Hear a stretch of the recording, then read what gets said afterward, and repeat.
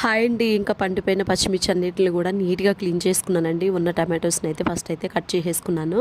అయితే ఇందులోకి కొన్ని వంకాయలు కూడా వేస్తానండి. వంకాయ చట్నీ ఎలా చేద్దామని చెప్పి ఇవన్నీ కూడా కట్ చేసేసుకొని అన్నిటిని కూడా సపరేట్గా ఆయిల్లో ఫ్రై చేసేసానండి. ఫస్ట్ పచ్చిమిర్చి, తర్వాత వంకాయలు, ఇంకా టమాటాని ఫ్రై చేసేటప్పుడు ఏం చేశానంటే కొంచెం జీలకర్ర, కొంచెం చింతపండు అయితే వేసి సాల్ట్ వేసేస్తే మంచిగా మగ్గిపోయిందండి. అవి సరిపోవని చెప్పి మా హస్బెండ్కి చెప్తే టమాటోస్ అయితే మళ్ళీ వెళ్ళి తీసుకొచ్చారు. ఇవి నాటుకాయలు అంటే చాలా నీట్గా బాగున్నాయి.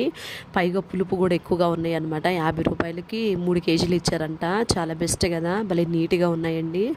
అయితే ఇంకా నేను మిక్సీ పట్టేటప్పుడు ఏం చేశానంటే వెల్లుల్లి వేస్తానండి. ఇంకా వెల్లుల్లి వేసి జీలకర్ర అవన్నీ వేసేసి మిక్సీ పట్టిన తర్వాత దాన్ని తాలింపు చేద్దామని చెప్పి నేను టమాటాలు ఏవైతే మగ్గబెట్టడానికి బౌల్ పెట్టానో దాన్నే తాలింపు వేసేసరికి ఆ చుట్టుపక్కల ఉన్న టమాటా అంతా కూడా నల్లగా మాడిపోయింది. అందుకే అలా అనిపిస్తుంది. కానీ అదేం అంటుకోలేదులేండి. చట్నీ అయితే చాలా టేస్టీగా ఉంది అసలు.